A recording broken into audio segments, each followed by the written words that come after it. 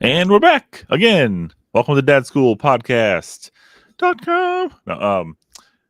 We are back after a hiatus of Jimmy being on the beach in the fun of the sun. MIA. MIA, Yeah. yes. Uh-huh. But how you doing, Jimmy? You back now? You all settled in? Yeah, I'm super itchy from the healing sunburn. But otherwise doing great. Sunburn. I didn't know that. Yeah. We had rain like the first 3 days. But then by we spent like the whole day outside in the sun, and it was a lot of fun, but I definitely got crispy. Well, who would have thought being out in the sun all day would have got you sunburn? No one on this side of the camera, that's for sure. Who'd have thunk it? But today we have a interesting podcast for you today. An interesting show, I should say. Today's for any dad who's feeling behind or discouraged. Not feeling behind, feeling behind. And make sure I separate that. Maybe you've messed up. Maybe you've done messed up, Aaron.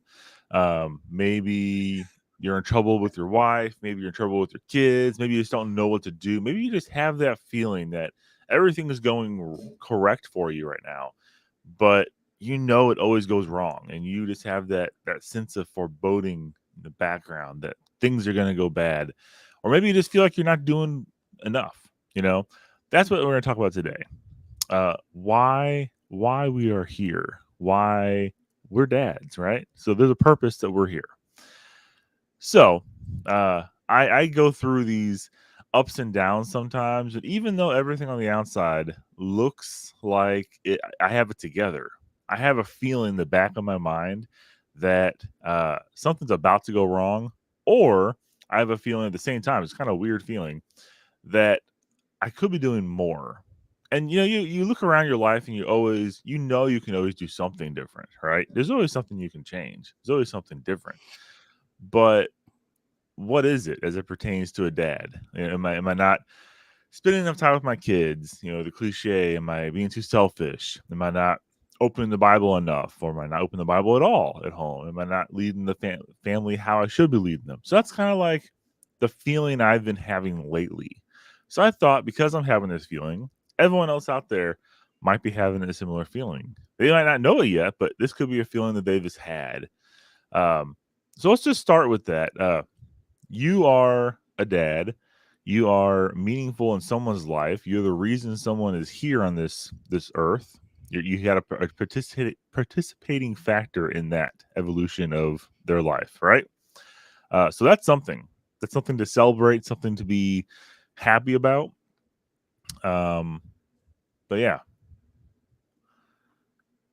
Yeah. So we just want to share some bits of encouragement for all those dads out there that the first piece is that you're worth it as a dad. Culture so often these days in so many different pockets out there can try to make fatherhood or being a dad we've brought it up before, but all those tropes on the TV shows that's just the dumb dad that's just a lump on the couch that occasionally chimes in looking like an idiot, tries to fix something in the house, and it turns into an explosion in the bathroom and hilarity ensues and all that sort of stuff.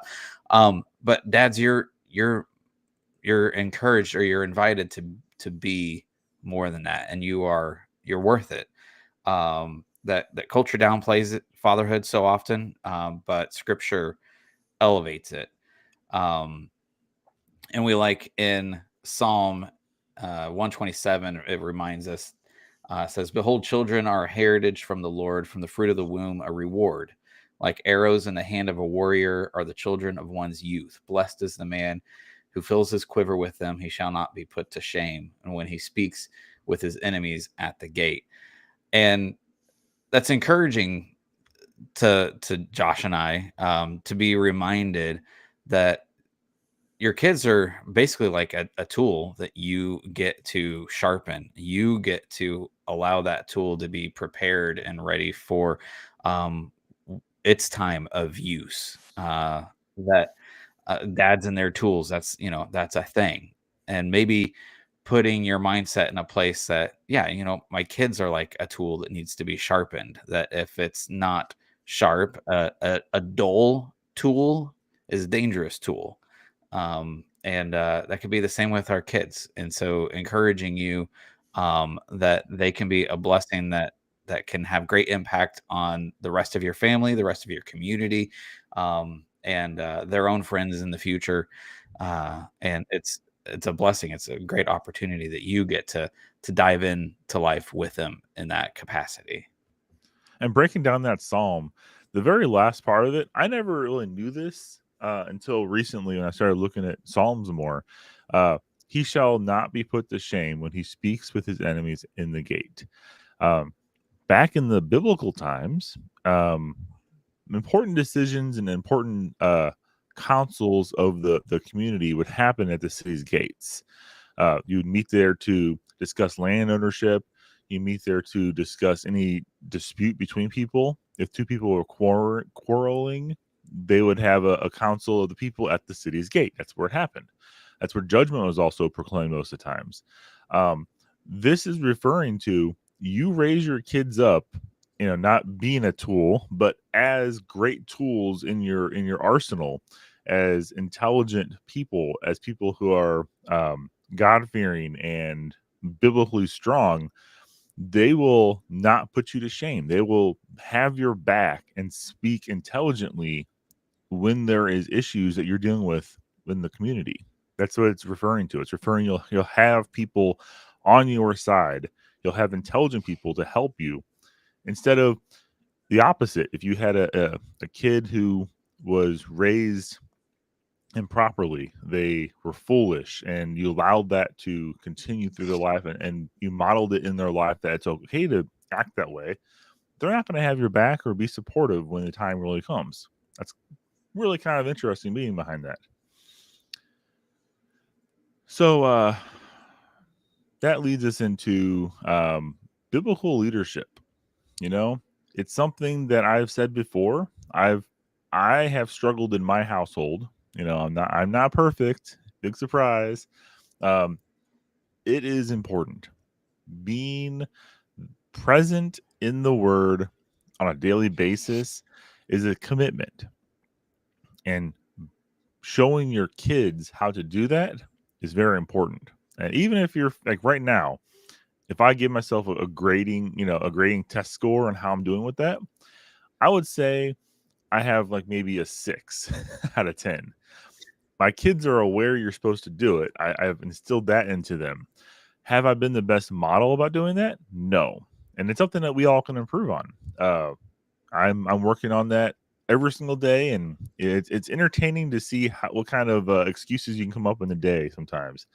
But you need to just double down, find good companions in this world that like my friend Jimmy here, and I have other friends as well that encourage me on a daily basis to stay in the Word or make sure that I'm being held accountable for anything I'm doing with a biblical lens. So it's important that you need to show your kids how important that is. You need to model it. And today I'm here to tell you it's okay if you're struggling with that. You just need to find people to help come alongside and lift you up with that. Um, like it says in Deuteronomy 6, and these words I command you today shall be on your heart. You shall teach them diligently to your children, and you shall talk of them when you sit in your house, and when you walk by the way, and when you lie down, and when you rise. This is telling us how important it is to have our kids in the Word and how it is important for us to lead our house biblically. And it isn't it's a once a week or once a day like Sunday school leadership. It is a lifestyle. It's a habit you got to form in your family, and it takes some doing. It's not easy, not by any means, but you need to lead your family toward God, and it's a commitment. Well, I think something to be reminded there is every moment of being a father is a teaching moment, whether you're doing it intentionally or not. Your kids are learning. and choosing to take that time to be teaching them diligently rather than teaching them passively, I think is like that opposite side, that your kids are observing and they're watching. And so even if it's just the smallest little step, you don't have to go from, yeah, I'm not doing great to suddenly super dad. You don't have to do that in a single hour, single day. Just start taking those little steps. Yeah, and it does directly command us as fathers. Uh, Ephesians 6 says, "Fathers, do not provoke your children to anger, but bring them up in the discipline and instruction of the Lord." Now, people can take that passage lots of different ways. You can call an elephant different ways in the room, right?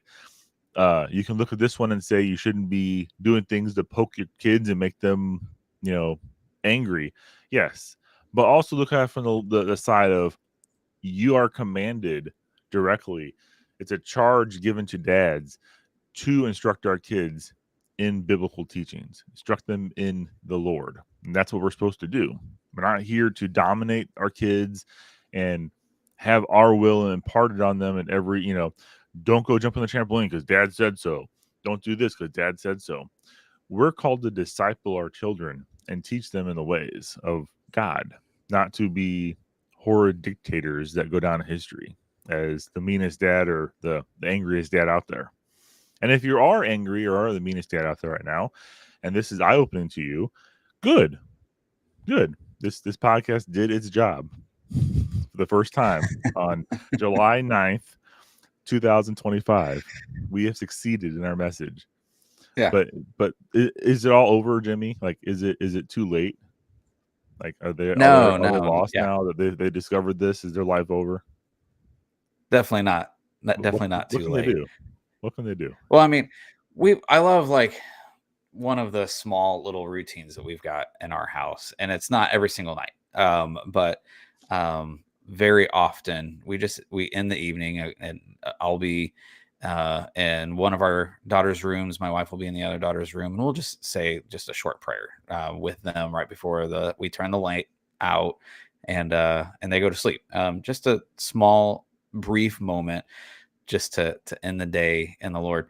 Um, and sometimes it'll come up like, after the prayer, then, whatever has been on our kids' mind, they might ask a question, and it can turn into a couple minutes of conversation, or just trying to unpack something, but gives that kind of intentional moment of connection, and framing the day and framing life in scripture and prayer.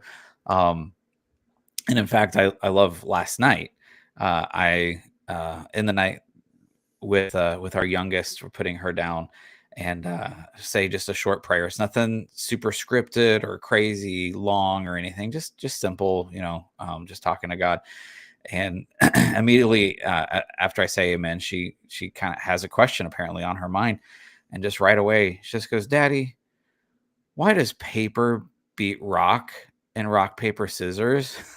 It's That is like a I good just love question. that that's where her mind was for the day. But other days, like the night before, it was actually like we had a really long um spiritual conversation the night before. We were up kind of late. But Well, what just did you tell at her? least having those, huh? What did you I said tell her? I said these are the mysteries of the universe. I don't know. You just kind of parried that one off, didn't you? Yeah, but she goes, she literally she goes, well, the rock smashes the scissors and the scissors cut the paper, but I don't understand the Jimmy's like, paper and the "Go rock. ask your mom." And I just said it's time for bed. That's it. No more questions. I didn't hear any It's questions time. tonight, It's did time you? for. So I'll check in with her later this morning and see if she had any more deep, profound new understandings while she slept. But no, I mean the point is, it's not too late to even start just the smallest new tradition or routine, and it doesn't have to take even lots of prep time, to be able to even introduce something simple as, hey, before we go to bed tonight, let's just do a short prayer. Like, um, having family Bible study, that's a great thing. Absolutely recommend it. I think it is a great place to have some intentional depth in your spiritual foundation in your home. But if even just starting with something as simple as before we go to bed, we're just going to say a 30-second prayer. It's a place to start, and it's not too late. Isn't that uncomfortable or And awkward ever, Jimmy? Isn't that just odd? well, that's my normal mode of operation. Oh, okay. But I mean that's just all life. But no, doing prayer and all that sort of stuff with my kids. No, it's not odd at all. Okay. And my kids, they, I mean they long for that. They want to know that we have a foundation, that we have a grounding, and we're not just floating around out there aimlessly. And Lamentations 3 reminds us the steadfast love of the Lord never ceases. His mercies never come to an end. They are new every morning, and great is your faithfulness. So that reminder that God's faithfulness never runs out. That He's constantly refilling our cup as dads, as fathers. And so we have that resource that we need in order to be what our family needs, what our kids need. God is what sustains us. So even if we're thinking, I don't know where to start, I don't know what to do, just start talking to God about it and see what kind of ideas or direction He might lead you. So you're saying that if I got mad and yelled at my kids last night, God's love doesn't stop because of that? It's always there? No, no, Huh. absolutely not. Interesting how that works. It's interesting how the Yeah, Bible tells us exactly that it never doesn't ever run out, right? that's Huh. right. Yeah, that's right. Okay. So, this week we have homework for our listeners, don't we? Our listener. We have homework for you. Jimmy's mom, listen up. This week, uh, no, we want you to write down one area that you want to be better and lead your family in, and do it. You know, writing down is not the challenge. Like writing this down should be hard, but it's not the entirety of it. You have to actually do it. That's why you should not make it something huge like I'm going to start a new church. I'm gonna I'm gonna I don't know. Just keep it reasonable that you can accomplish. If you know yourself that you can't do the simplest task, make a simpler task than the simplest task. But Mm-hmm. you're not alone. God is with you. And also, not as important as God being with you, we are with you. You know, we are here. And if you have a question, there's a little known fact out there. I think that no one knows that our website exists, Jimmy, and no one knows that I we do. are on YouTube and we are on Facebook. And you can actually reach out to us and talk to us about these things. So if you're struggling, if you're not, even if you're not struggling, you know, message me and say, Josh, Jimmy, I'm not struggling. Stop telling me I'm struggling. Message me and tell me that. I'll be happy to get that because I am really getting tired of all these people telling me that I can save a lot of money by switching to Geico, going to with them, or I'm tired of getting the messages that you know, hey, your website's terrible. I can help you improve your website. That's not the messages Oh I want yeah. to get on my email. I want to get listener messages saying, hey, this week, here is what I'm struggling with. Can you pray for me about it? I'm like, absolutely. I will pray right now. I will call Jimmy up and he'll be in the middle of work and I'll be like, Jimmy, listen, we got to pray for this guy. And we're going to do that. But it doesn't happen unless you message us. So message us. Recapping. Let's bring it back in. Okay. You're worth it. Jimmy, you're worth it. Oh Okay. And yes. you out there, you who's listening, you're worth it. You're called to be a father. You're a child of God. And no matter what the problem, no matter what you're doing, you can start today to be better at leading your family. Right? Uh, That's right. if you if you think this is useful, or if you have been told by your wife that this is useful, and your wife thinks that you should listen to this podcast, you should, and you should share it with your friends too, whether they're Bible believing people or not. That could generate some really fun comments, actually, if they're not. I look forward to that. Yeah. But send us your feedback, send us your stories. closing thoughts, Jimmy. What you got?